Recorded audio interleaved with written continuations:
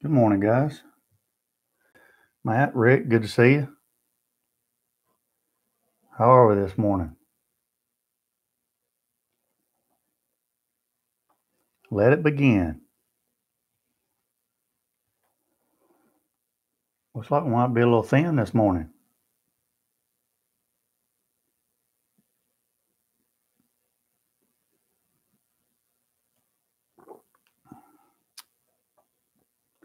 There's Stephen. Good morning.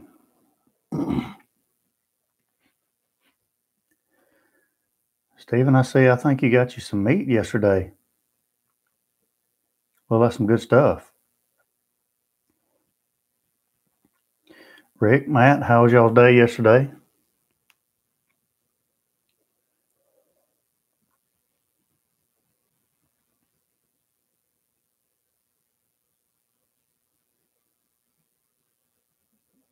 Roger, good morning.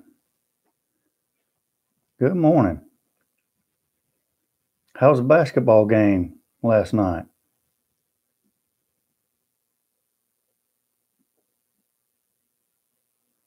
Good deal, Matt.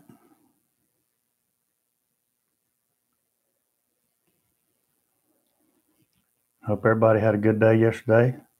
If y'all cooked something, let me know what y'all cooked. We'll talk about my cook yesterday here in a minute. Let a few more people get on and then we'll get started.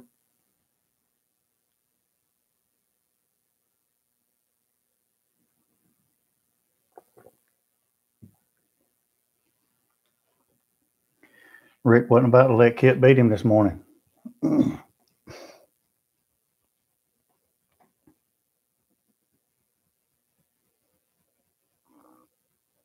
Keto enchiladas. That sounds good, Matt. I might need to get that recipe. That sounds good. Yeah, good deal. I figured y'all wanted TCU to win. That's good stuff. Tennessee beat Kentucky yesterday, so that was good for them. Still not a big basketball fan all the way around, but I've been keeping up with them pretty regular. Let's go ahead and get started. Might be a slim morning this morning. Everybody's sleeping in. Very busy. Started at 1:30 and ended around 2300. Man, Rick, you're a busy man. That's a long day on a Saturday. Well, hopefully you can rest some today. Relax, take some time for yourself. Everybody's got to do that every now and then.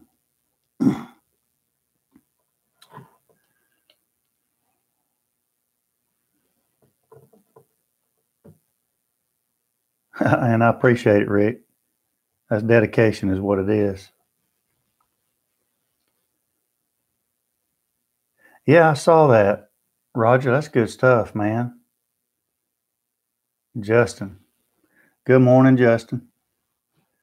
Justin is right on time. Thank you, brother. I appreciate y'all, man. All of you. Rhonda, good morning. On the way to breakfast. Y'all going to Huddle House, ain't you?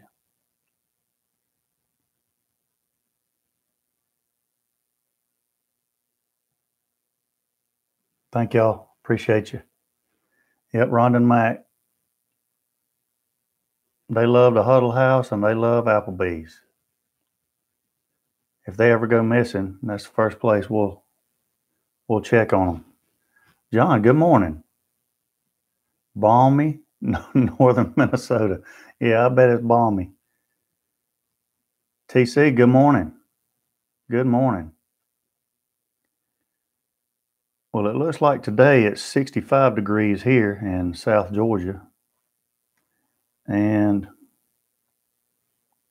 looks like it's going to rain all day today.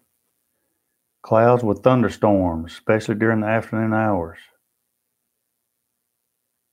15-mile-an-hour winds today. So it's going to be nasty today, but I'm not going to let that keep me down. 24 with a blanket of snow. Really? I didn't realize y'all got a lot of snow in Oklahoma, Raj.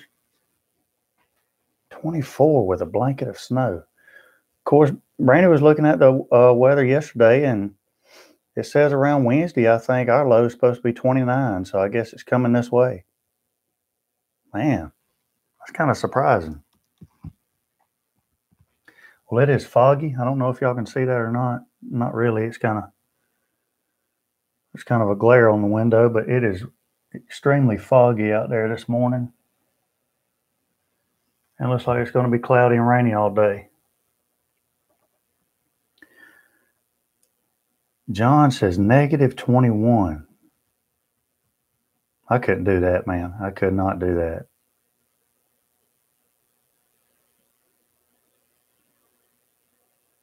Yeah, Raj, break out that Silverbac today.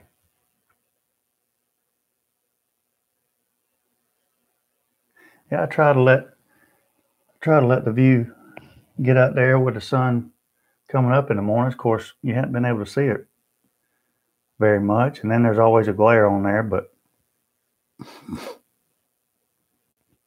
more rain and monsoon. Yeah, Stephen, y'all been. I need to see where. I think it's Rock Hill, Stephen. Is that right? Somewhere like that. Stephen's not far from me, really. A couple hours, probably. Yeah, it was, man. Yeah, Rick, we'll get to that in just a second, too.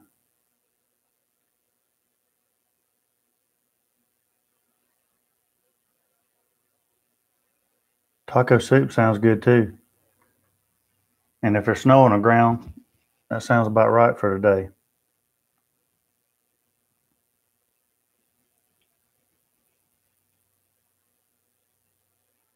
Yeah, maybe so. Maybe I will, Matt.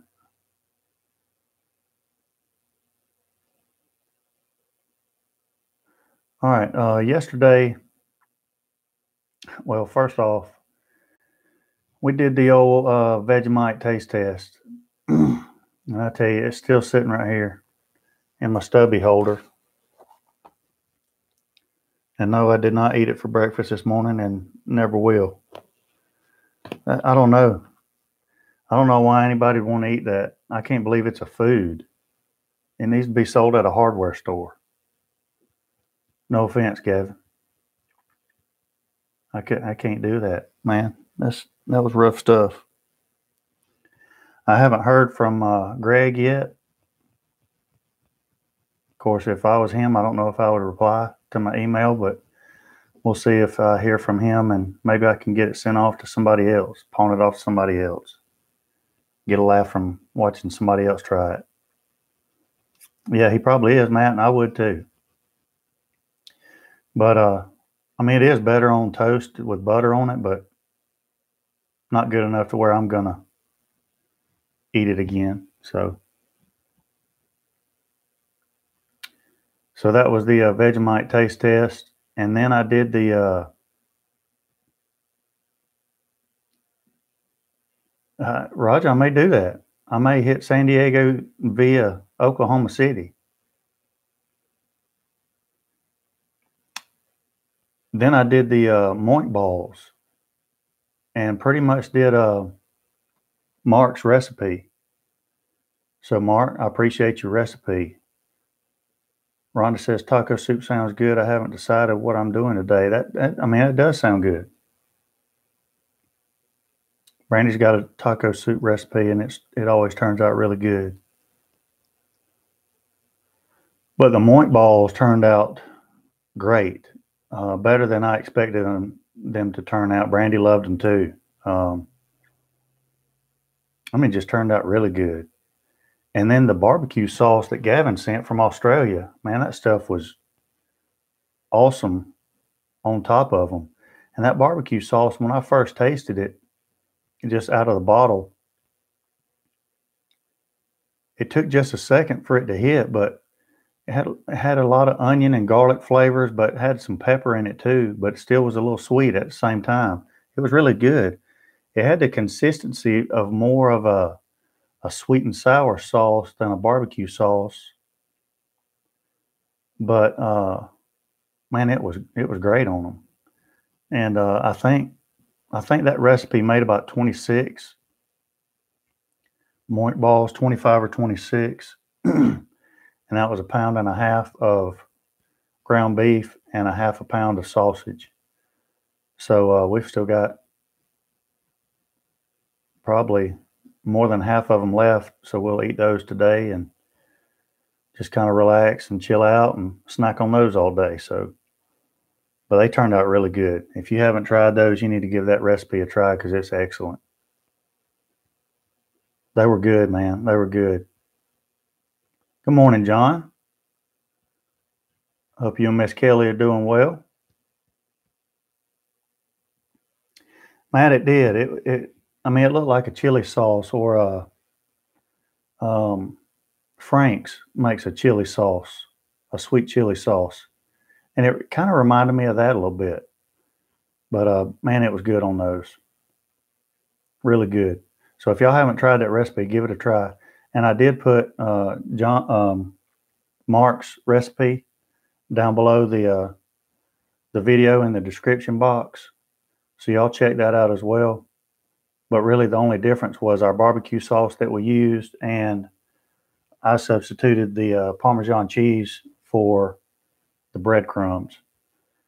Other than that, it was the same. So turned out really good. Kip, you know what's coming. And it reminded me of the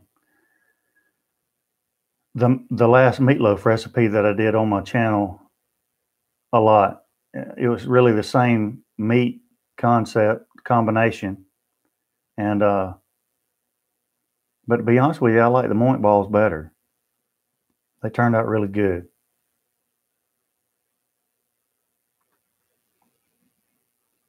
John, you're at work today.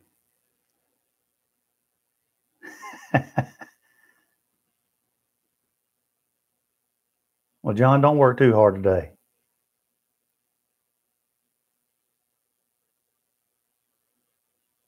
There it comes. Beat you today at Kip Jones. Give them a shot, man. Let me know what you think, man. But they turned out great. I told Brandy, after I did the taste test and everything, that's probably the best thing that I have cooked in a while that was like better than what I expected it to be. It was really good. Good deal, man. Get you some rest and relax the rest of the day. But if y'all try that recipe, let me know what you think. Let Mark know what you think. Mark, I appreciate you sharing that recipe with me, and I'll be doing those again. There's no doubt about it. And Gavin, thank you for the barbecue sauce. That turned out awesome. Is it sacrilegious to cook a prime rib on the pellet smoker? No, I've done it, and it turned out great. It's only sacrilegious if you ruin the prime rib.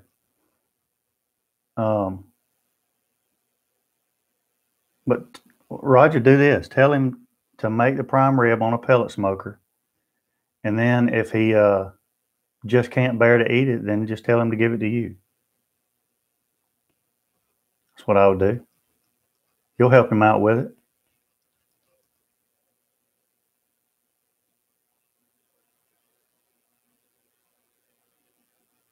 Yeah, I did that standing rib roast.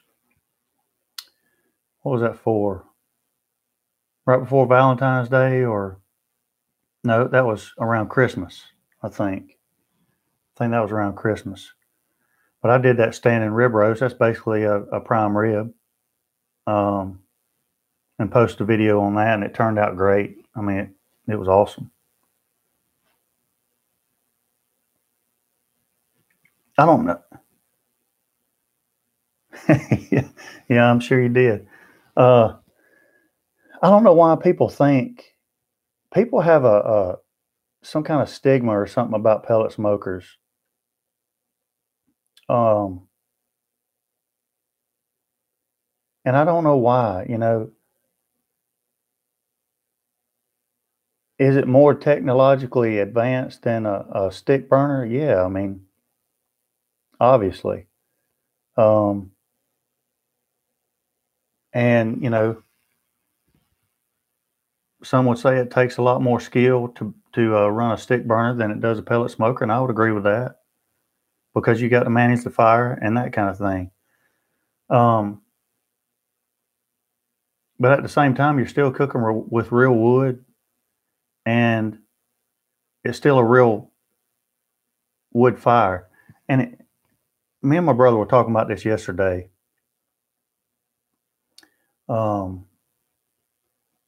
Yeah, post oak is good. I don't even know if I've ever seen post oak in Georgia. Not around me anyway. But me and my brother were talking about that yesterday. I guess just because me and him, there's probably not a day that goes by that we don't either grill something or think about grilling something or think about using one of the grills that we have. And I just assume that everybody knows about pellet smokers and that kind of thing, but there are people that really don't. I mean, my brother had a guy not too long ago come up to him at a demo he was doing. He was cooking at a demo, and the guy, he was an older fella, and he walks up and he's looking at the grill and looking it up and down and all that stuff. And Snoopy's done fell over.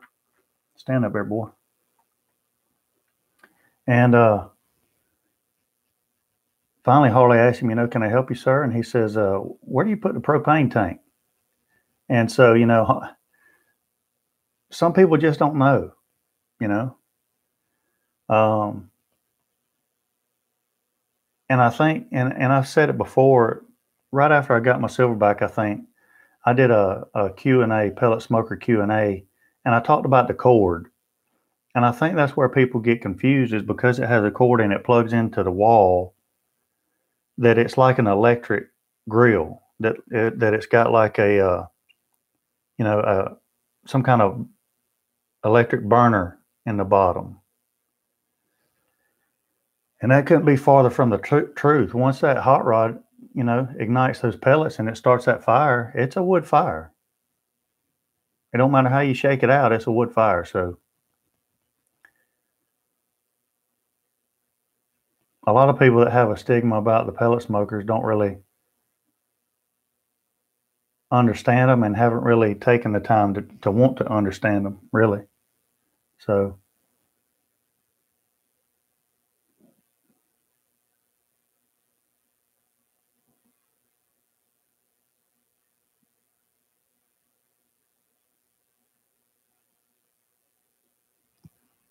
yeah, and Roger, that's right, and here's the thing, and I'm guilty of it too.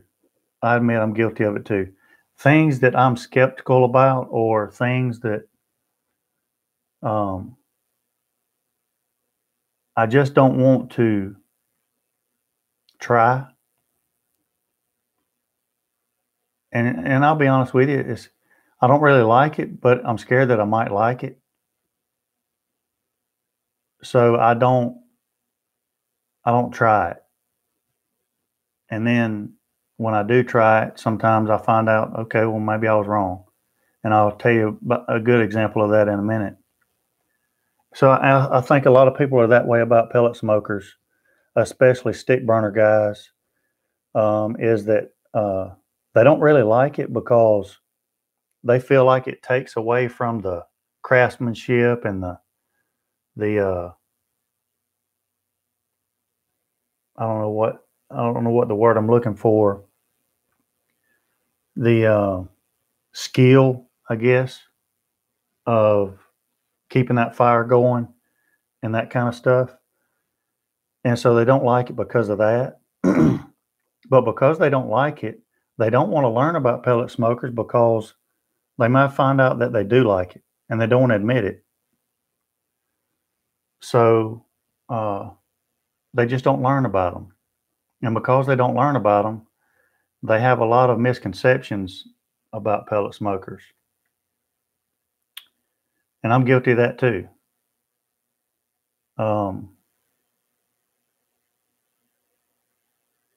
And I'll give you a perfect example. You know, y'all have heard me say a lot and talk a lot. Rod, good morning. Good to have you, man. Good morning from Ohio. I've never cooked a brisket. Going to use a pit barrel. Any recommendations on how to hang it? Don't hang it. Wrap, no wrap, etc. Any thoughts on my first brisket? Well, Rod, I can tell you, I've never done a brisket on the pit barrel cooker. I would think if it were me, I would not hang it. And I guess first off, let me say it may depend on how big it is. You know, if it's a full packer and it's pretty long, I wouldn't want the bottom end of that brisket to dry out before the top was done. Now I cook ribs and hang ribs on it all the time, and it never happens with the ribs. But ribs are cheaper than a brisket, and I don't know if I'd want to chance that with a brisket. So I would probably use my rack for that and just trim it to where it fits nicely in that barrel, and do it that way. And then as far as wrapping or not wrapping, it depends on the color that you want and the bark that you want. If it gets as dark as you want it, then I would go ahead and wrap it so it doesn't get too dark. If it gets the bark that you want on it, same thing, I would wrap it. But if it's still going and it hadn't reached the tenderness and the temp that you want, and you still want it a little darker and you still want a little thicker bark, then I would leave it unwrapped. People do it both ways. Same way with ribs. Same way with Boston butts. Sometimes I wrap them, sometimes I don't. It just depends on how I feel and what I'm looking for that day. So, that's the advice that I can give you. And so basically what I'm saying is let the meat determine whether or not you're going to wrap it or not. If it's getting too dark, I'd go ahead and wrap it. That way it doesn't get that burnt look or taste. Same way, with the bark. So that would be my advice. Also, I'm sure that there's videos on the Pit Barrel Cooker YouTube channel. They do a great job of doing cooks with all kind of meats, and that might be of some help too. So check out their YouTube channel. But I hope that helped a little bit. Let me know how you do it and how it turns out.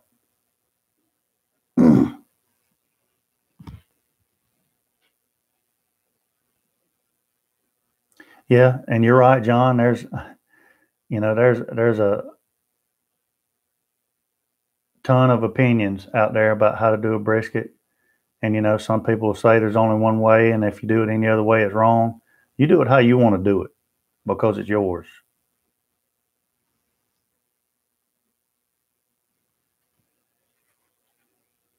And only one can be the goat. That's right.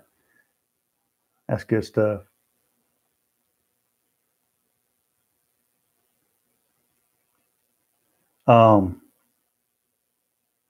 But kind of back to the not wanting to try new stuff and all that. I've talked a bunch of times about how I didn't really like. Appreciate it, Kip. They turned out great, man. Give them a try. But I've talked a lot about not wanting Wi-Fi and more advanced pellet smokers than I already had with the Silverbac, and just didn't really feel the need for it. But I have to admit, using that Timberline for a couple of days, I'm amazed at that thing so far. I'll be honest with you.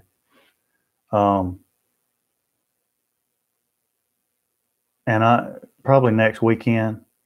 As long as something else doesn't come up, I'll probably do a full review of that Traeger Timberline and go top to bottom with it, its advantages and disadvantages and all that stuff. Just like I've done with the Silverbac, all my grills, really. So I'll probably do that next weekend. But so far, I have been super impressed with that thing. And now that I have used it, I understand the useful advantages of the differences in controllers. That's the biggest difference, is the controller. The controller in that Timberline is so much more advanced, even than the Silverbac. It's another level, and I'm talking about just the controller part. Is it the GOAT?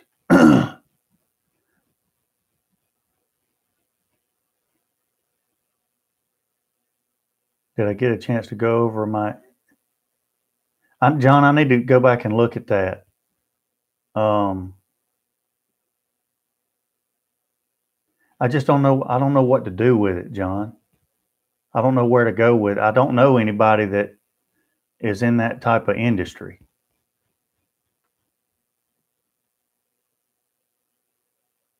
When I run out of room in that yard for your grills, you can send me that tailgater just so I can help you out. I appreciate that.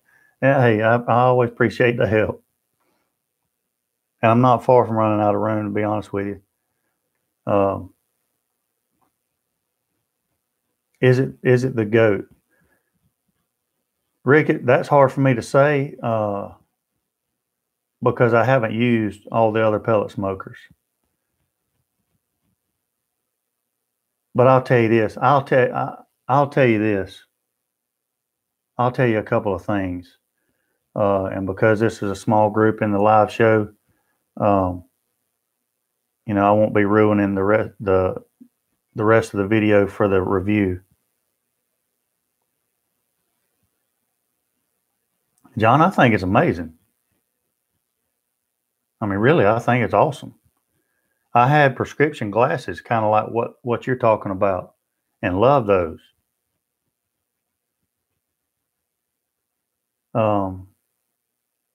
Yeah, I agree with you, John.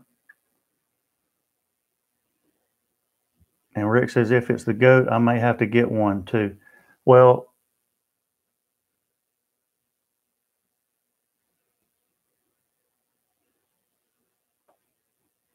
so you're going to buy an RV on the triplets graduation day for Darla. Man, that's awesome. Me and Brandy have thrown around maybe not a full-scale RV, but like a camper,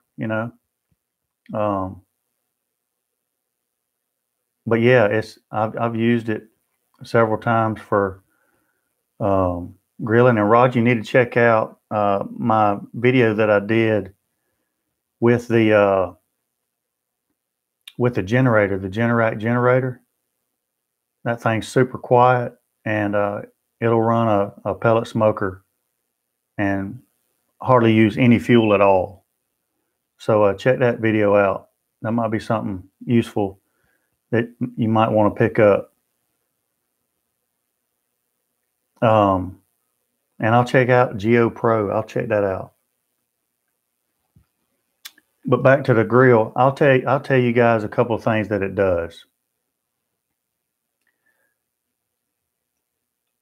And I didn't think that it would be that big of a deal. But unlike the other pellet smokers that I've had, when you start your pellet smoker, the fan starts and everything, but that fan runs the whole time. And basically what those are doing is it's controlling the heat more so than not by the rate of pellets that are falling into there. Mike, good morning. Yeah, good afternoon. It's lunchtime already, Mike. But it's controlling the heat by the rate of pellets that are dropping in there. Okay, well, what that timberline does is it has a variable speed fan. So there are times during the cooks that the fan shuts all the way off, especially in the super smoke mode. And I posted a picture of it doing it the other day on Instagram. If you didn't see it, go to my Instagram, and I've got a picture of that timberline doing it in the super smoke mode. And I have to admit that I haven't cooked on my Silverbac at 180 degrees, really less than 200 degrees, except twice, and that was to do the jerky, because I just haven't felt comfortable with it. And I think it's asking a lot for that grill to cook at 180 degrees without having some issues like a flame out or something. And I would just rather avoid it if I can. That's right. You got to get Instagram. Hey, you got to get with the times, Raj. But with this one, I have cooked twice at 165 or 175 degrees with absolutely no issues at all. And I think the difference is because of that variable speed fan. It has the ability to know when it needs to cut that fan on and off. And here's the way I think about it in my mind, and how I thought about it when I was watching it the other day when I filmed it and put it on Instagram. First of all, there is no smokestack on the timberline. It's just like the ironwood that I had. It does a downdraft exhaust system, so there's a slit about that wide on the back of the grill, and so the heat rises and kind of circulates through the grill and back down to the bottom, and then goes out 2 holes in the back of the grill and comes out that slit in the back. And so when I filmed it the other day, I was standing to the side and I had it on super smoke at 175 degrees, and you could see the puffs of smoke come out. Okay. And here's what it was doing. Just like when I start a fire in here in the living room in my fireplace or with the Watchman stove, if I'm having trouble getting it started, I'll just take in a deep breath and blow on it. Take in another deep breath and blow on it. And that eventually gets it going. But if I wanted to, I could blow just hard enough to keep the embers red without it actually creating a fire if I wanted to. Now, obviously, I don't have to, I don't know what the temperature is of my fireplace or the Watchman stove to gauge how much wind I need to put on it, but that timberline does. And so if you set it at 175, it knows what it needs to do to keep it at that point. And so when it was on that super smoke mode, here's where the light bulb went on for me as far as that goes. And here's the key. I think the other day on here, on one of the live shows, I talked about how some people were saying that pellet smokers don't impart enough smoke on their meat. And I think this is one of the reasons why. And I think this is where the timberline and that variable fan speed is going to change that. When I was looking at the smoke coming out of the exhaust, when the fan was on, more smoke was coming out of the exhaust. And then that fan would cut off, and then the smoke would die down. And then it would cut back on. And this was taking place about every 5 seconds. It would cut on, and then it would cut off. It would cut on, then it would cut off. So what was happening is when it would cut off, the smoke would stop coming out, and that smoke would start circulating inside the grill. And then when that fan would cut on, it would start blowing the smoke out. And then when it would cut off, it would die down and that smoke would start circulating inside the grill again. So here's what occurred to me is I'm thinking, okay, well, my other pellet smokers don't do that, which means that it boils down to the internal pressure of the grill chamber. All right. When the grill's off, okay, like my Silverbac out there, it's off right now. The internal pressure of that chamber is equal to the outside pressure right now. They have equalized. It's off. The pressure inside is equal to the pressure outside of it right now. But when you turn it on and that fan starts, the fan bringing air into that chamber increases the pressure inside the chamber and blows that smoke out. And I think that's one reason why a lot of pellet smokers have a hard time imparting more smoke in the meats, because that fan's going all the time and that smoke doesn't have time to circulate because it's blowing out the chimney. Does that make sense to you guys? But watching it the other day in that super smoke mode and that fan cutting on and off, it was allowing time for that smoke to just sit in there and circulate. But when the fan would come on to keep it at a certain temperature, it would blow some of the smoke out the exhaust. But when it cut back off, it would stop and start circulating again. And I thought, you know, that has to increase some of the smoke flavor, a certain percentage at least. So that was the first thing that occurred to me. And it also occurred to me that, you know, when I'm using my other pellet smokers and I'm sitting there watching it run and listening to that fan run, now I can't help but think that because of that extra pressure being pushed into the grill by the fan, it's also pushing my smoke out. And, you know, that's just something to think about. I can really see how that variable speed fan can change really the accuracy of the temperature swing. And you know, the smoke retention inside the grill. And, you know, I've always argued that the reason why you want to swing is to add more smoke flavor, because when it, you know, it'll increase, put more pellets in there, and then it'll stop and start decreasing, and you're going to get more smoke. Well, this actually is going to do that, but keep a more accurate temperature. So that was one of the things that struck me anyway. Yeah, and Justin, I wouldn't say it's stagnant, because it's that fan's only on and off for about 5 seconds at a time.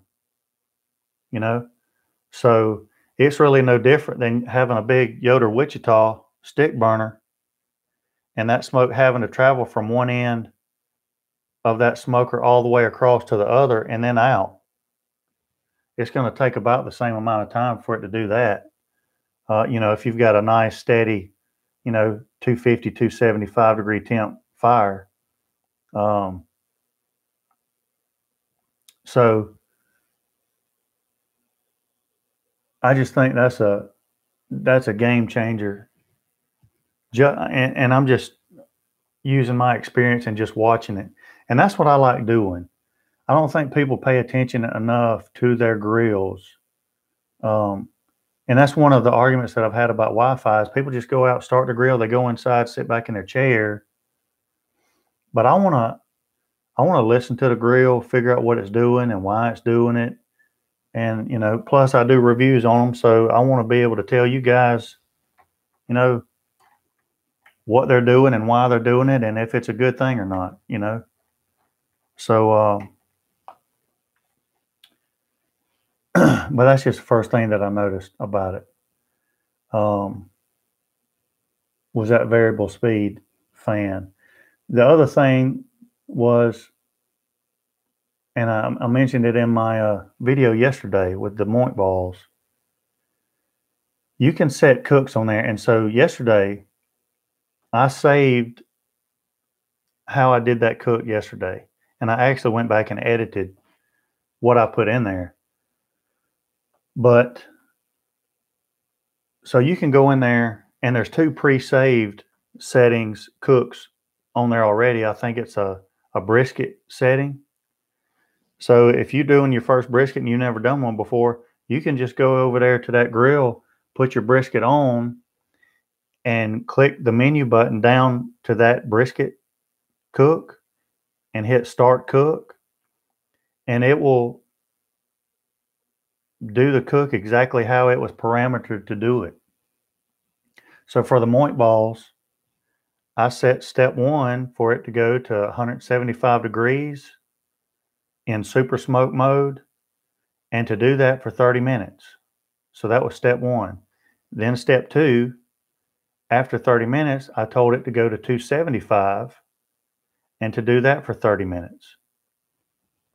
Well, when I went back out there to check the internal temps after 30 minutes at 275, I had not reached the right internal temp.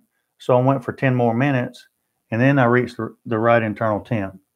So what I did was I went back into those settings and changed that 30 minutes to 40 minutes and saved it.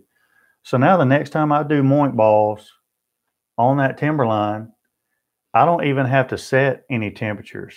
I can just go out there and hit menu and go to cooks and go to my Moink ball cook and hit start cook, and it's going to do the exact same thing that I did yesterday, which is awesome, because I can't tell you how many times I've done a cook that turned out awesome.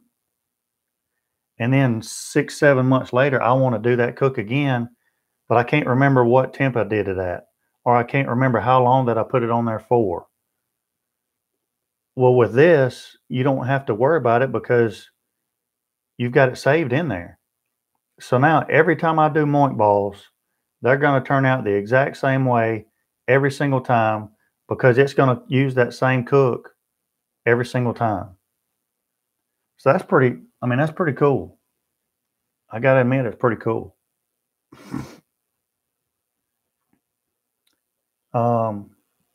Rick says, do you have to follow the steps? What do you mean by do you have to follow the steps, Rick? Boxy Outdoor Adventures, good morning. Good to have you on the channel. Just started out with a cheap electric Masterbuilt. Listen, man, when I started my channel, go back and look at my first videos. They were on a gas charbroil infrared commercial gas grill.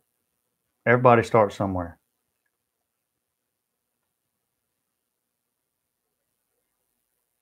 And Boxy, any questions that you have, I'll be more than happy to help you out any way I can. And all these guys on this channel will be more than happy to help you any way they can. Can you make your own steps? Yeah, that's what I did yesterday, Rick. That Moink ball cook parameter wasn't even in there. So what I did was I went in there to the menu and clicked add cook. So I clicked add cook, and then it asked me what I want step 1 to be. So I put in there 175, and then it asked me, do you want this on super smoke? Yes. How long do you want it to go for? I put 30 minutes. And then it says, do you want a step 2? Yes, I do. And then it asked me what temp. I said 275. How long do you want it on? 30 minutes. And so when that 30 minutes was up, I was kind of standing there when that 30 minutes was up. After the 30 minutes ended, it beeped 3 times to let me know that step was over. and it stayed at 275, but it beeps kind of saying, okay, now what do you want me to do? If you don't tell me anything, then I'm just going to stay at 275. So I checked the internal temp at that point. It wasn't where I wanted it to be. So it just kept it at 275 for 10 more minutes. And so once I knew that it needed to go about 40 minutes, then I went back in there to that setting and changed it from 30 minutes to 40 minutes and then saved it. So now the next time I do moink balls, I just go back to that cook, hit start cook, and it's going to do the exact same thing that I did yesterday, which is pretty cool. So yeah, you can change it however you want to change it, Rick. And during the middle of that programmed cook, if you want to change it and just start doing your own thing, you can cancel it and set it just like a regular pellet smoker. So, I mean, that was pretty interesting, I got to admit. And it was pretty cool. And what was cool was actually standing there, because I wanted to make sure it was going to do what it was supposed to do, right? So after the first 30 minutes, I went out there and just stood there. And it's got a timer that tells you, it's once you start like a 30-minute timer at 175, it starts counting down. So you can see it on the screen right there, how much time you have left in that step. And when it hit 0 on that first step, it started going up to 275 to step 2, just like I set it to do. That was pretty cool. So I'm impressed with it so far.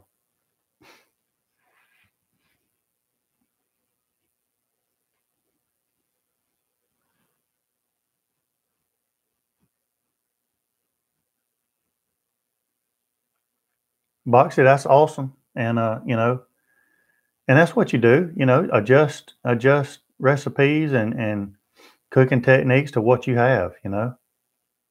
It's a learning process. Everybody starts somewhere.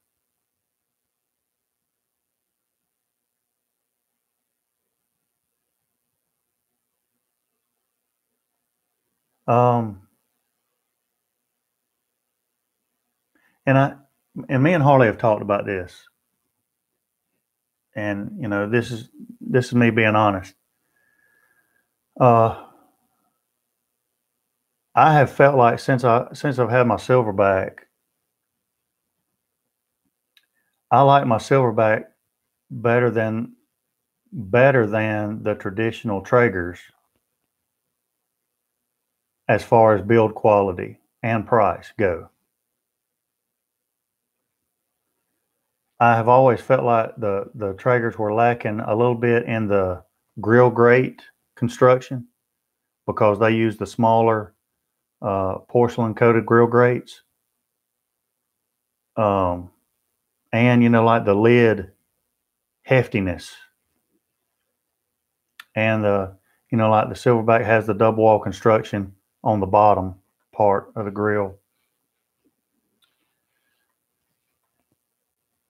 But this Timberline, and from what I understand from Harley, the ironwood, the new ironwoods are dead on the money.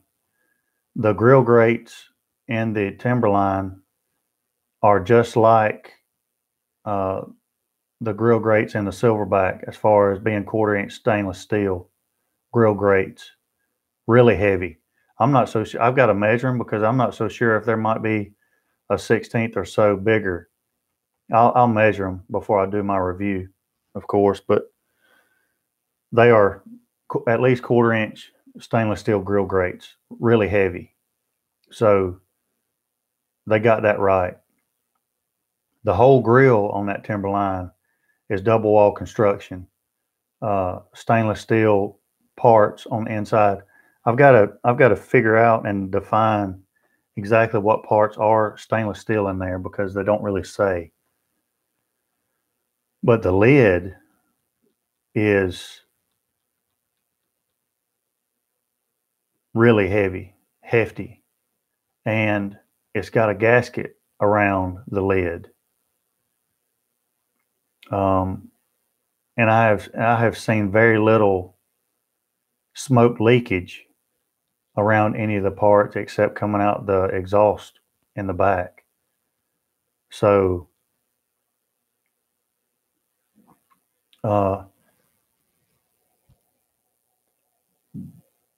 that's being honest. That's the first Traeger that I have felt like is worth the money that they're asking for it.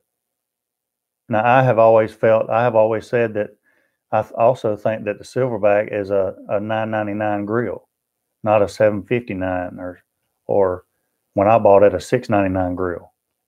I think I got it on sale, a $300 sale, to be honest with you, because it's a $1,000 grill the way it's constructed, in my opinion. And if they were in stores, they would have to be a $1,000 grill, and that's where they get the price lower, is because they don't have a middleman.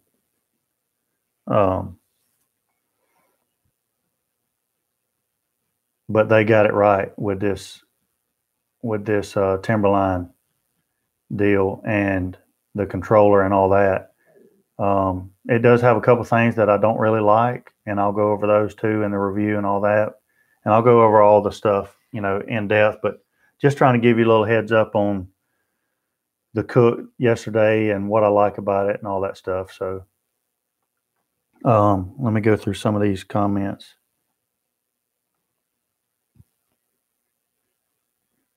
Have a good day, Tom. Will weather affect your programmed cooks? No, it shouldn't affect the programmed cooks. It's still going to do exactly what you program it to.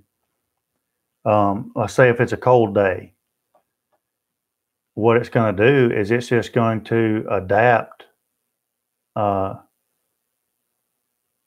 whatever it needs to keep that temperature. So in other words, if it needs to keep the fan on to keep it at whatever temp you've got it set at, then it'll keep the fan on all the time.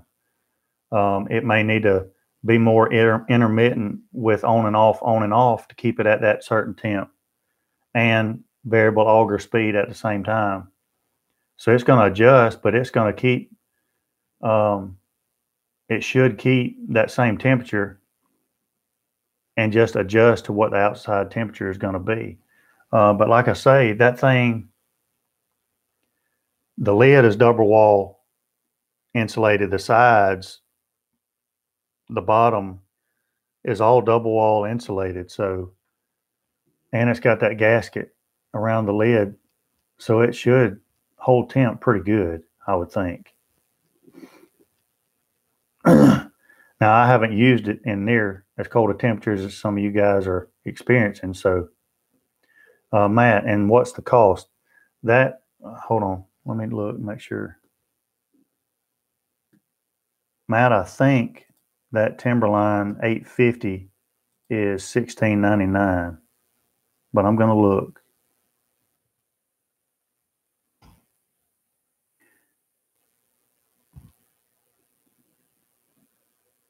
Grills. I'm looking on their website right now. Shop online grills. And Timberline 850 is $16.99. Now, here's what me and Harley were talking about also yesterday.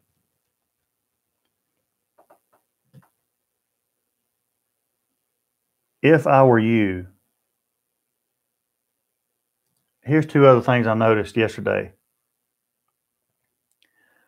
about the cook. Good morning, Mark. Good morning. No worries, brother. No worries. That says, and what's the Harley discount code? Justin says, dang, that's hefty. Justin, you talking about the grill or the price? Me and Harley were talking about this yesterday too. And we were talking about this same topic that we're talking about. Yeah, it is hefty. It is hefty. However, and let me tell you something. When I bought my Silverbac at $699, $700, Guys, I was so dadgum nervous. Number one, because I couldn't see one. But I was just nervous about spending that much money on a grill anyway. So now we're talking about doubling that amount, more than doubling that amount. And so, yeah, I completely understand. But like I said,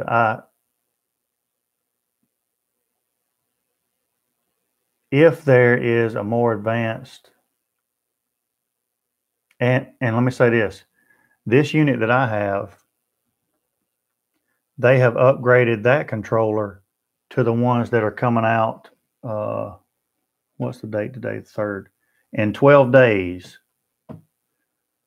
Traeger's going to really launch the new Timberlines with the even newer controllers than the one that this one has on it, and the Ironwood with the new controllers on those. So they're even more advanced than this one is. It's got, Harley says there's a few more features on the newer Timberline than this one is. I think this was is an 18 model. I don't know that there's a more advanced controller system than this one. There might be. I'm not saying there's not. I don't know of one that's more advanced than this system. There might be equal to it, but there's not going to be one, I don't think, that's going to be more advanced than this one. And again, you know, the same grill grates as the Silverbac, but there's 3 grill grates in there. Here's the other thing that me and Harley was talking about yesterday was, you know, what I did notice about it is, like, you know, if you watch my Moink Ball video, I had those Moink Balls on little wire racks, 2 of them. And here's the difference too, is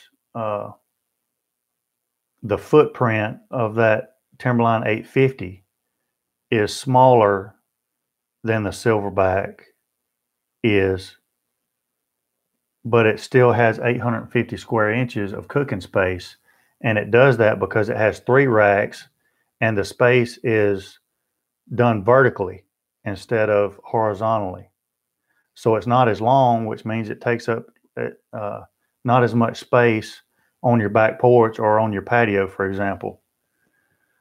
But what I did notice was, like on my Silverbac, I can put those racks in there butted end to end, but on the Timberline 850, I couldn't. They still fit, but I've got to realize that I've still got 2 more shelves that I could have put in there and put meat on as well. So you just have to adjust as far as now some of the space is going vertical instead of horizontal, if that makes sense, which is why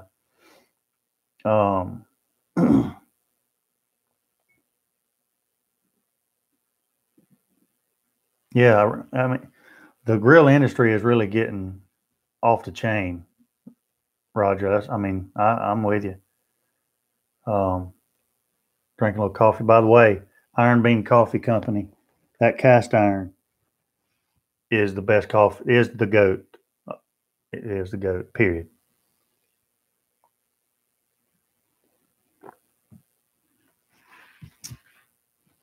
But that's why I told Harley, if I was one of you guys right now and I was going to go buy a Traeger Timberline and space was not an issue, the 850 is $16.99. The 1300 is $19.99. So for $300 more, you'll get 450 more square inches of cooking space. You'll have a grill that's got 1,300 square inches of cooking space. So you're going to have the horizontal cooking space to cook whatever you want to cook, and the vertical cooking space to cook whatever you want to cook. So if I was going to buy a timberline, I would get the 1300.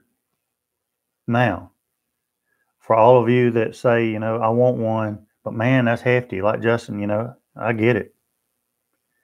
Justin, then I would say pay attention to the new ironwood that's coming out, because it is built very similar to the timberline and same or very similar controller as the timberline. So pay attention to that, but it is considerably cheaper than the timberline.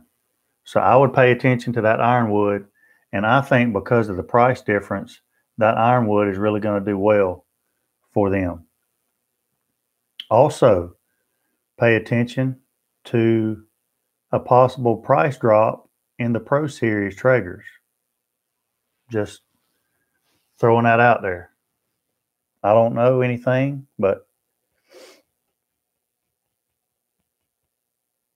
I do have a crystal ball around here somewhere. So pay attention to that. I'm sure Harley will have a 50% off discount code for all of it. I'm sure he will. I'm sure he will. The Rage is good, Roger. Until I got cast iron, Rage was my favorite. I have to say something I noticed yesterday. So far, all the coffees have been really good, but I do have to say that, and it's a personal preference, and the next time Fred's on here, I want to get him to talk about it a little bit and explain it a little bit. But the coffees with the Yirgacheffe beans don't fit my taste quite as much as like regular 100% Arabica beans do. They're a little different flavor with the Yirgacheffe, and that's the Rocco. That is the Loki, and there's one more. I can't remember which one that is. That's the Yirgacheffe coffee beans, and they're just a little different flavor. The regular Arabica beans seem to be more of that traditional coffee, that rich coffee flavor, and I really like those. Rage is my favorite until I got this cast iron. That cast iron is the GOAT. Period. The end.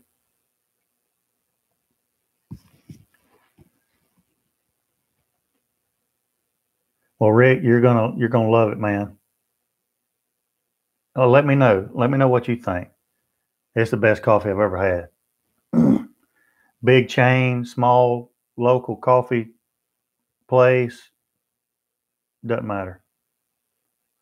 Best I've ever had. Yeah, man, that's what I'm thinking too. 300 more bucks, you're getting 450 more square inches of cooking space. That's 1,300 square inches is huge. You can cook whatever you want to on that thing.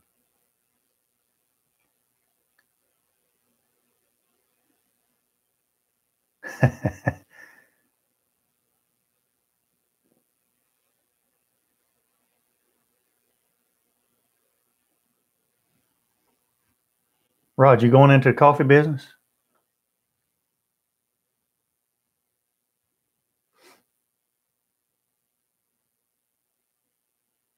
Yeah, you'll be able to fit a whole hog on that 1,300. Now it's going to be limited to, obviously it's not going to be a 900 pounder, but you'll be able to do a whole hog on that. I hear you. I like it. We can come up with a little partnership. Oh, I want to tell you guys. Golly, I almost forgot. All right. Let's talk about the shirts for a minute. Hey, Gunny's grind. I like it. That's good. I like it. Okay. And I had the shirt, one of the shirts on in the video yesterday. And some of you asked about it on, somebody asked about it during the Vegemite taste test, and I forgot to respond to it. Um, so here's what we're going to do with the shirts. Obviously, they came in, but the design on that shirt is not what I ordered. It's the design that I ordered, but not how I wanted it printed. Okay. So I immediately contacted the company, and here's something else that's great to talk about here. Grill companies, any kind of company you're dealing with, you never want to have something go wrong. But if it does go wrong, I want to know how this company's fixing to handle it. Because if they're not going to handle it right, then I want my money back and I won't be using that company anymore. Okay? And I've had it happen with grill company, like the Weber kettle when I got it in. I don't know how it happened, but the grill grate, the round grill grate, was shaped like a football. I contacted Weber, and without even a question, 2 days later, I had another grill grate from a Weber kettle. Not even a question. So far with them, I've had great customer service. With every grill that I've got so far, I've had great customer service, or I wouldn't have them back here. But everything's like that. You know, companies need to realize that if they do have a problem, how they handle it is going to determine whether or not they keep that customer or not. So back to the shirts, I contacted the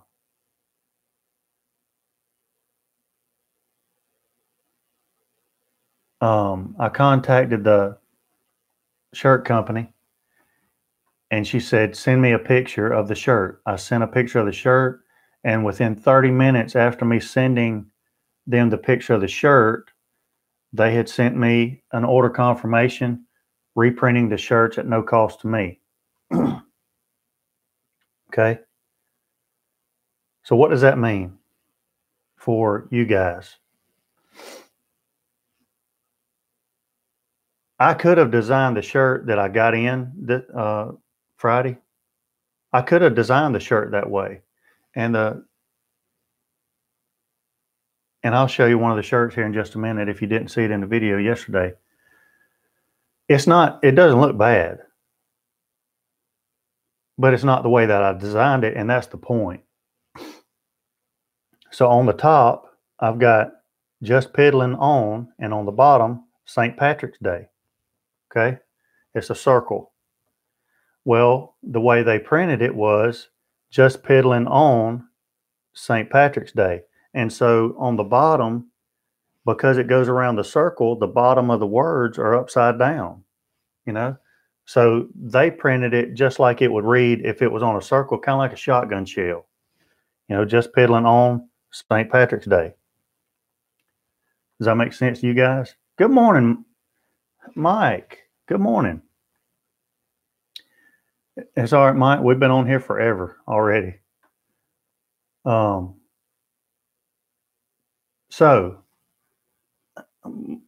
looking at it, it's still a good looking shirt.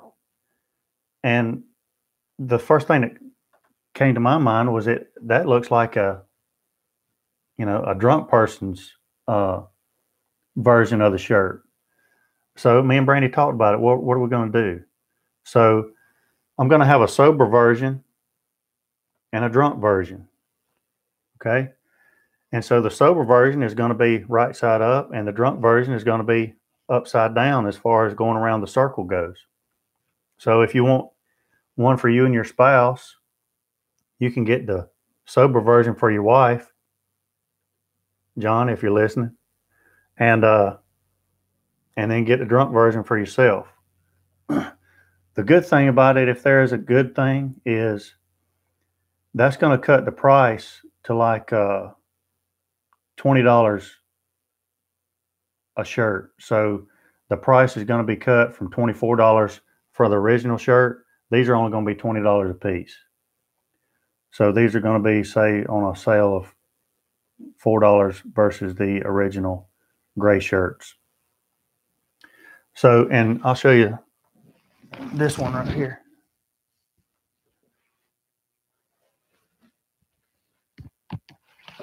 So this is the shirt that I got. If you can see it. I don't know if you can see it or not. Yeah, there you go. So Jus Piddlin on St. Patrick's Day. But as you can see, the bottom just keeps going around, which it still looks good.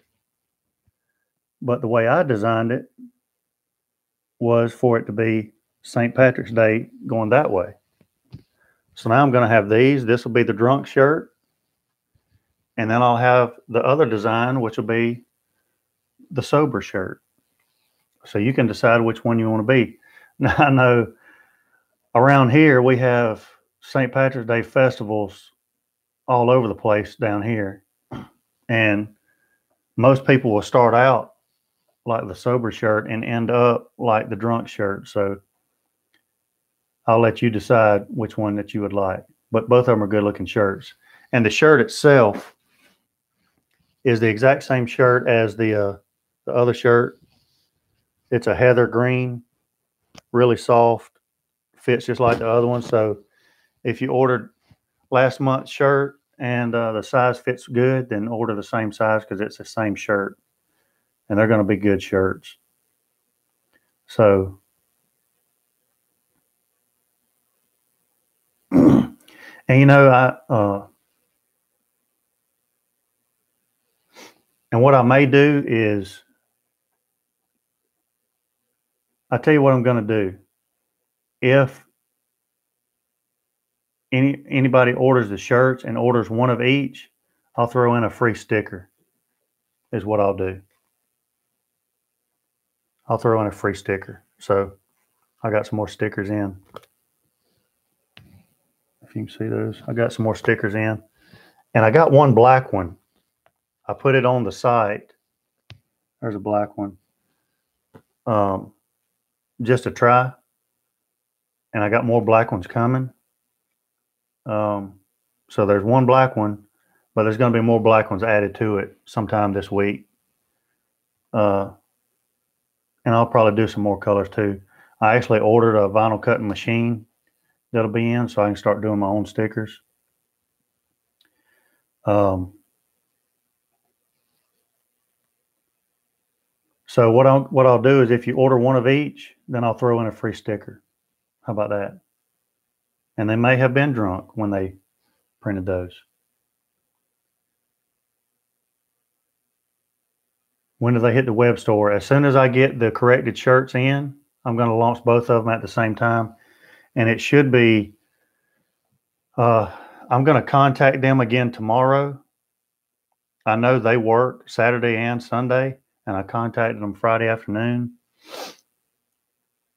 I'm hoping that they ship tomorrow, but they are a Georgia company, and so it doesn't take but 2 days for me to get them after they ship them.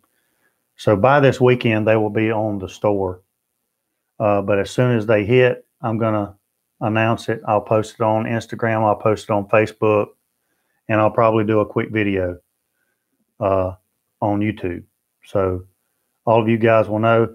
And if it happens Wednesday, or if I know by Wednesday when I'm going to have them, I'll announce it during the Wednesday afternoon live show.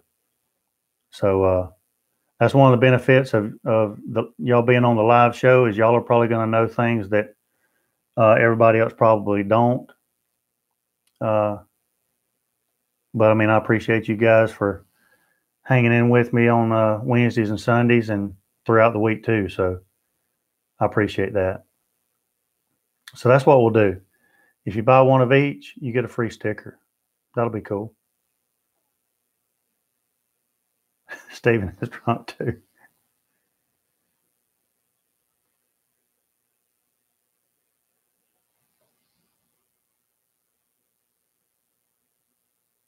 They could be walleye. Yeah. Well, why were you drunk yesterday, Justin? What was going on? No, it won't. It won't be over. St. Patrick's Day is not till the 17th.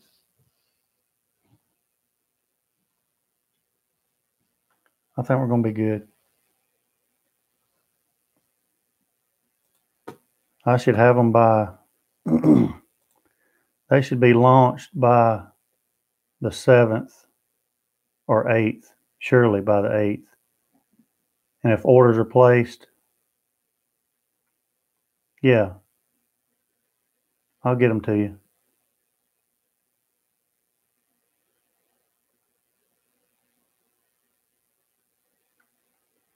Y'all will need them by the 16th, 15th, 16th. So I'll have to pump them out, but we'll do it. We'll get it.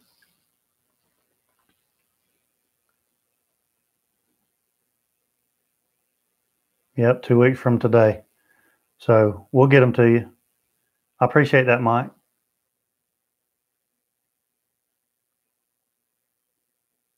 Appreciate it. I'm glad that worked out. That was one of the concerns that I wanted to see with this first order was, the email updates that are done through Shopify and that kind of thing, and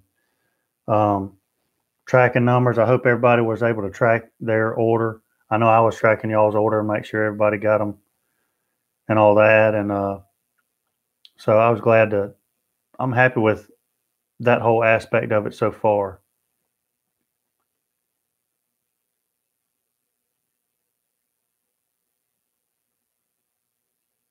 And, it's still a learning process. I'm learning as I go with this whole deal. And, that's a good point that Rick made. I'm not sure if I will do another holiday type shirt. I'm sure I will, but I'm just going to have to allow more time in between. But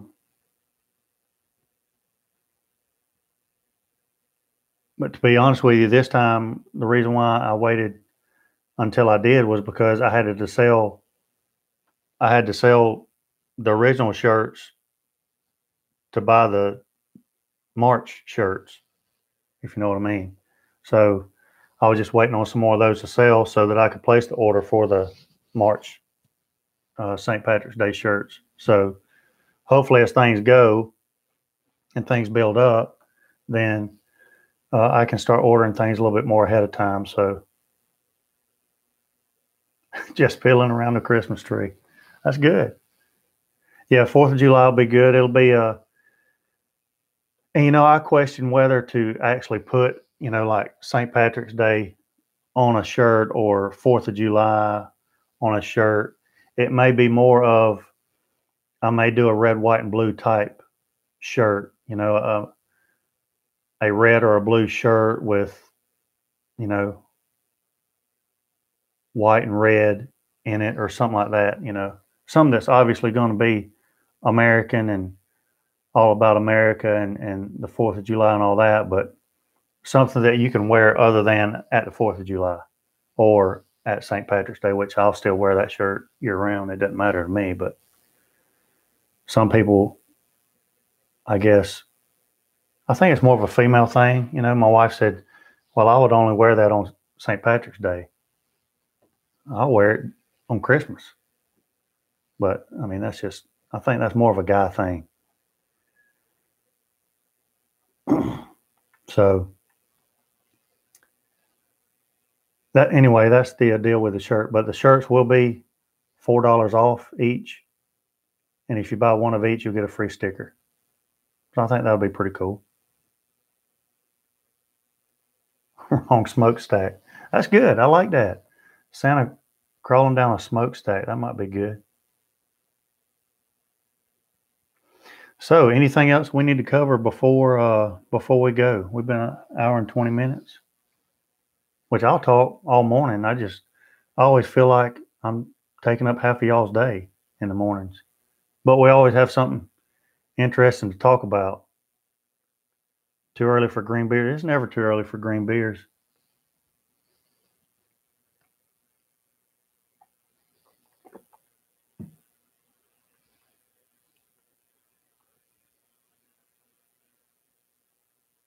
Justin, I appreciate that, man.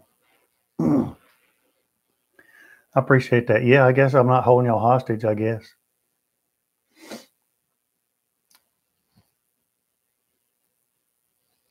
I do appreciate it.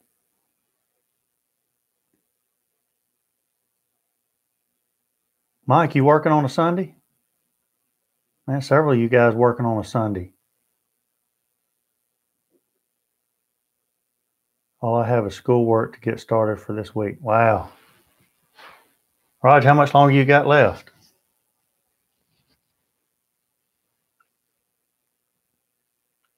I'll tell you what I do have planned today.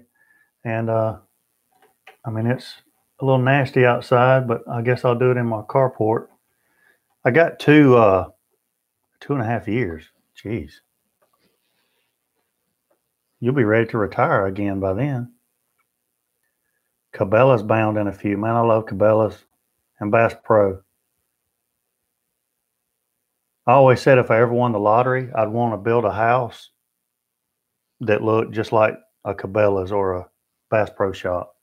You know, the big logs and all that. I love the way those things look. Double time, I hear you, Mike.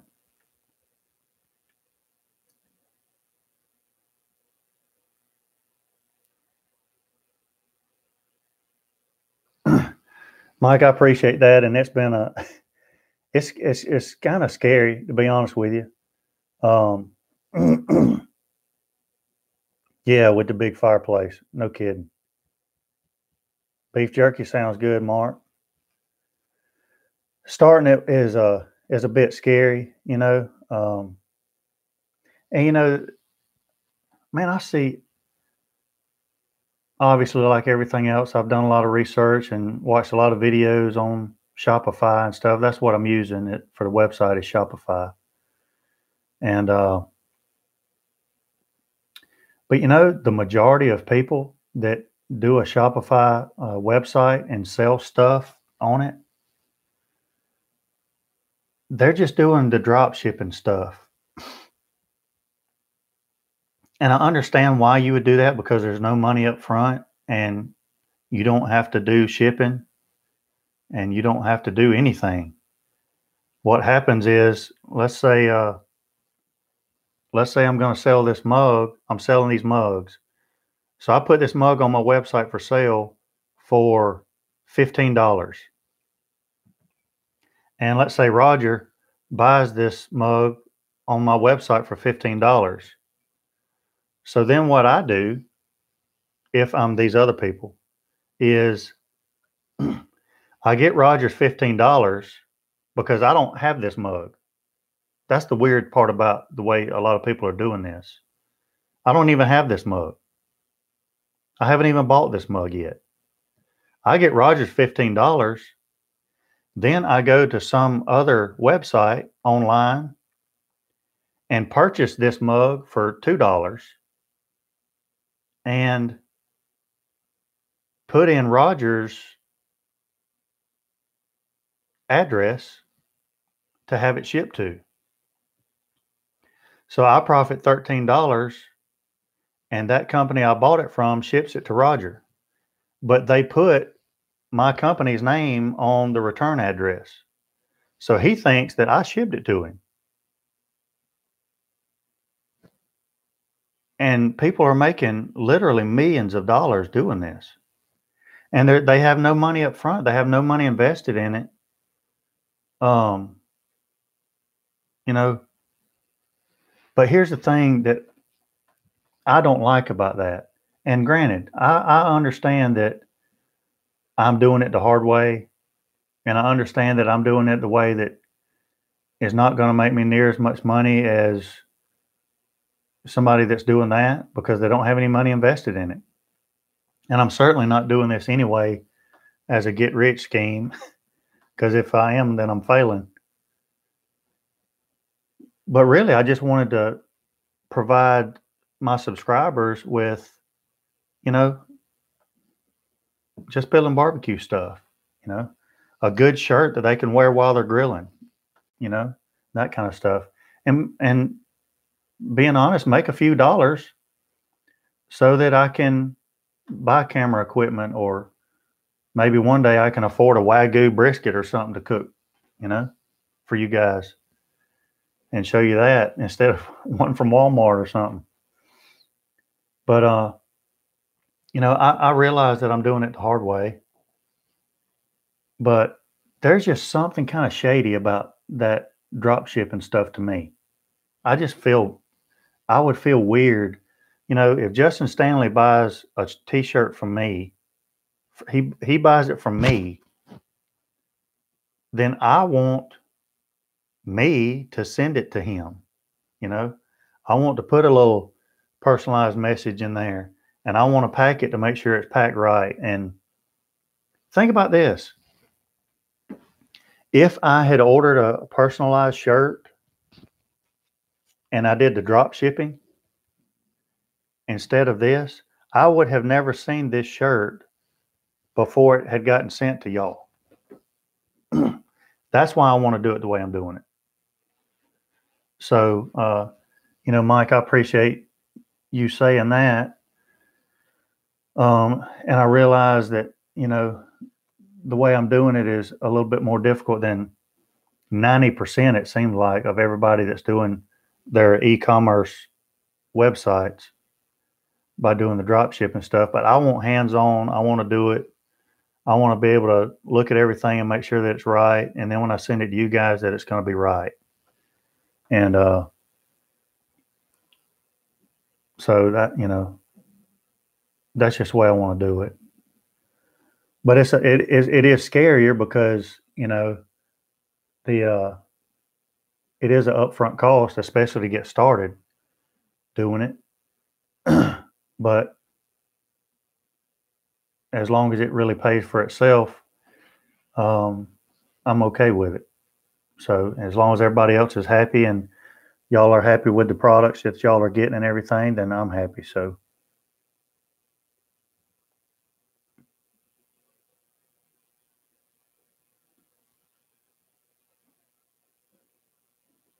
Yeah, Mike, and that's the part that I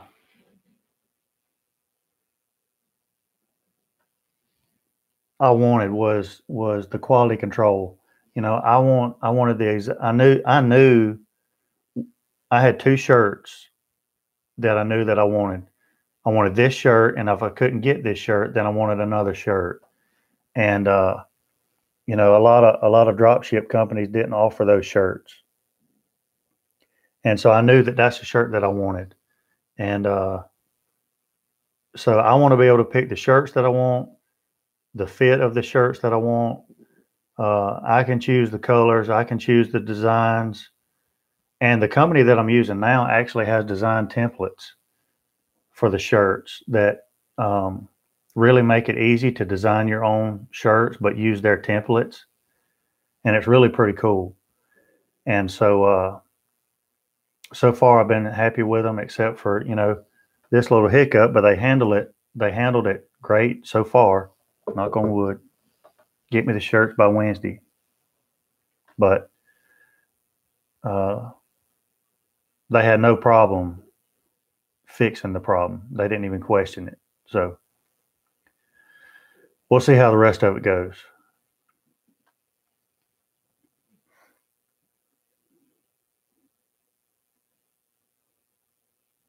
No, Stephen, don't do that, man. Don't do that.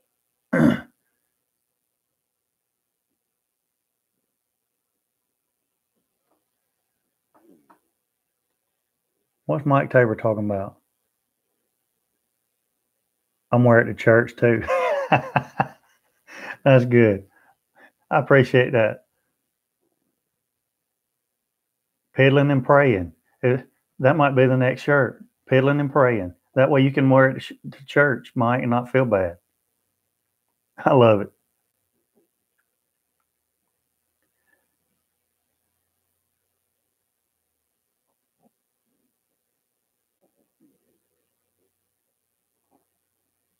Rick, if you need it, now I do have a couple of triples. Actually, I'm going to have one triple of each, the sober and the drunk shirt. Rick, I'll have one triple because Harley's going to get one of the triples. But if you want, I do have another triple. I think I've got one or maybe two more.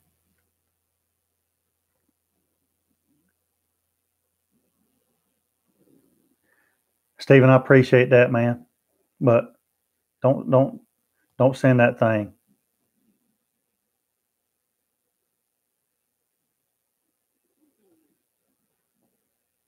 Man, I'd love to do a smoker. Me and Harley have talked about that for a couple of years now, coming out with our own smoker. And we've got ideas, but funding something like that would be a huge task.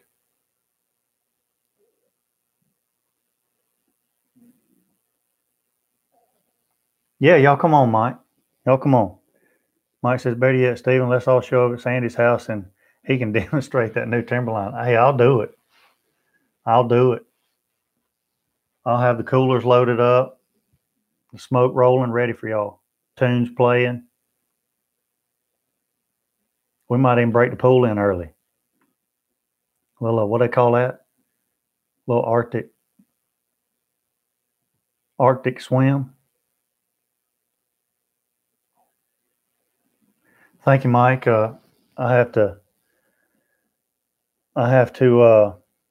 thank my brother on that. He's a big help with some of the stuff I get to play with sometimes. I'm not opposed to you bringing the beer either, Mike. Not opposed at all. I got you, Rick. And that's probably accurate too.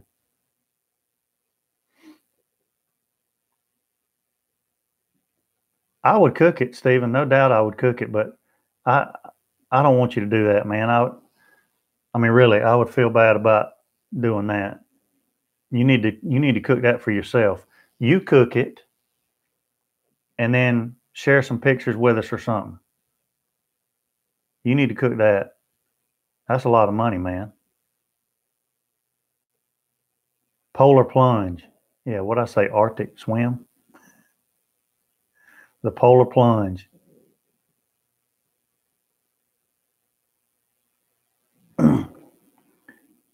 Rick, so you want the sober triple? If you want the sober triple, I'll hold it for you. I won't put that one in inventory.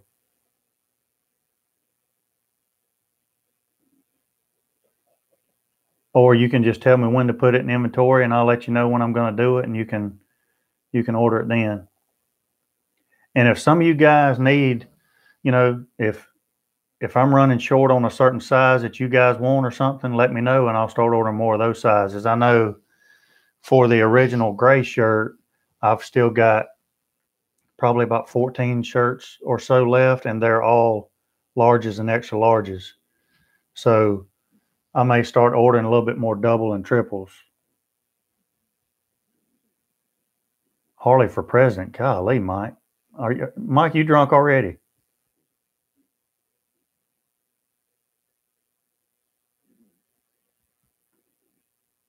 Okay. Well, Rick, I'll hold it out, and then I'll get in touch with you, and you tell me when you're ready, and then I'll put it on the site, and you can order it right then. Kind of like I did with, I think I did that with Roger on a shirt, I think, for Darla, that medium.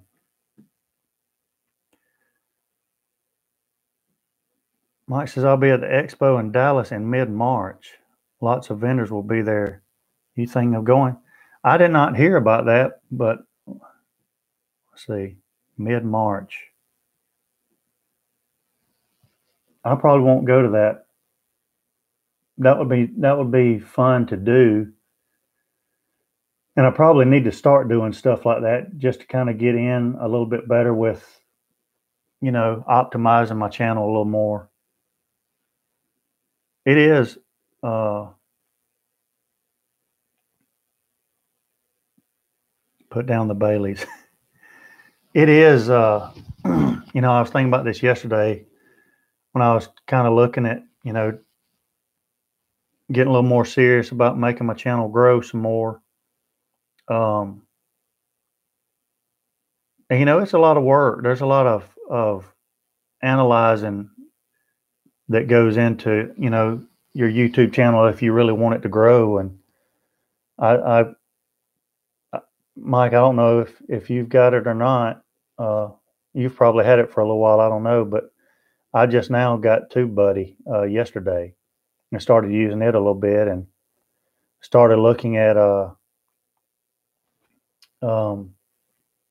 analyzing more keywords and that kind of stuff to try to get more views on my channel and stuff. But I need to start doing better at that. I get so excited about getting a video edited and done, and I want to hurry up and get it uploaded, that sometimes I don't think I take enough time. I don't spend enough time like on the thumbnail, making it look better, and thinking more about the title and what's going to optimize, watch times better, stuff like that. I need to do a better job of that.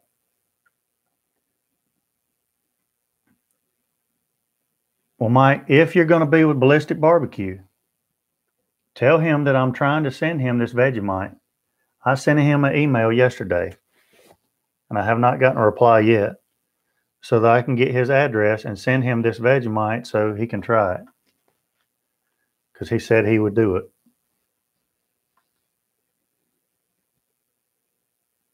That'll be fun meeting those guys. Yeah.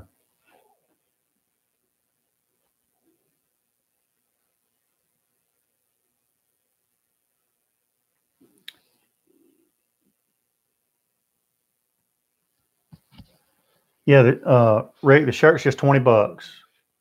$20.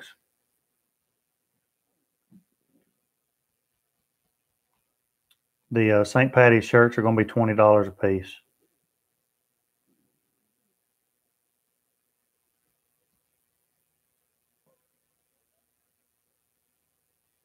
Yeah, Roger, that's probably not too far from you, is it?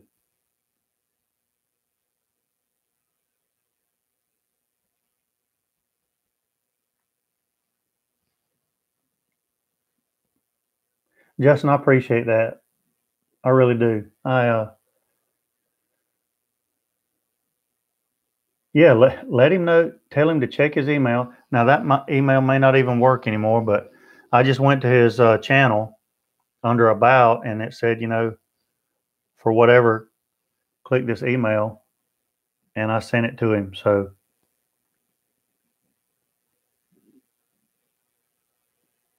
he is really a good dude, and he's got on here several times, and we chat back and forth on here and stuff. Really good dude. I like what he does with his channel, and I appreciate that, Mike.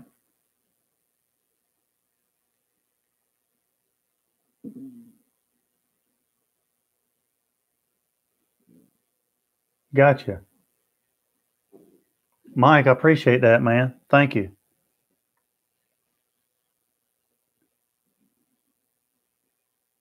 Mike, you're supposed to be making money, man.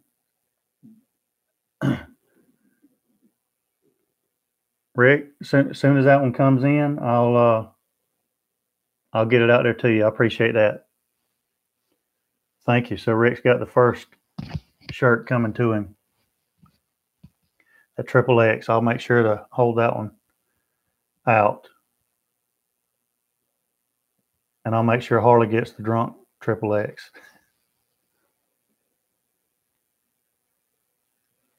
That's awesome.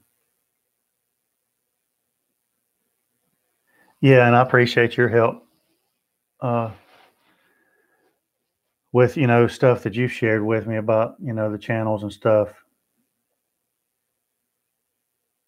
No, I'll remember yours, Rick. Harley's might be forgotten, but I'll remember yours. But yeah, if you talk to Greg today, let him know. Check his email so I can get his address because the Vegemite is coming, whether he wants it or not. This stuff, boy, I'm telling you. Whew. And then maybe he can send it to you, Mike, at Everyday Barbecue, and then you can have a Vegemite taste test. That'd be good. Or if I don't hear from Greg, then I can just send it to Everyday Barbecue and have you do the taste test.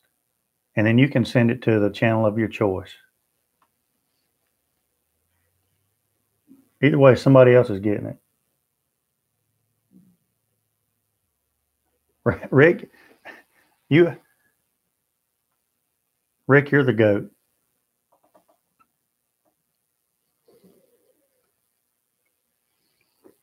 All right, guys. Well, I think that's it. We've done 1 hour and 40 minutes, unbelievably. But time flies when you're having fun.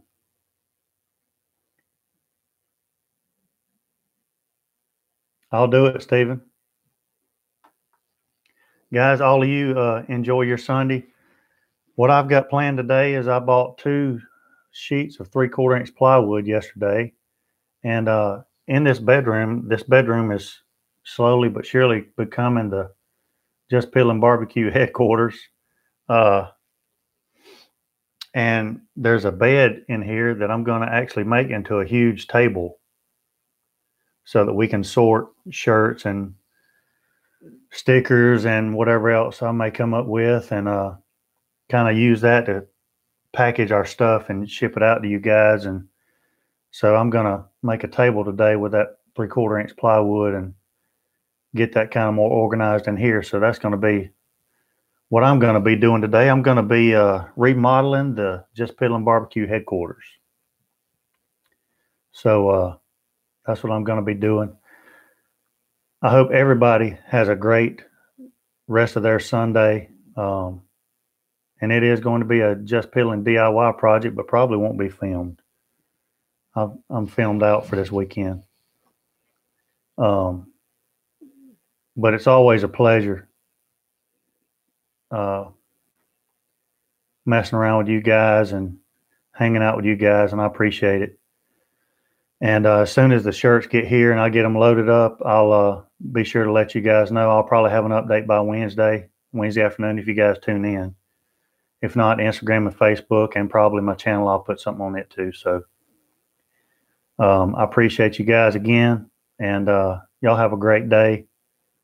And until next time, I'll be piddling.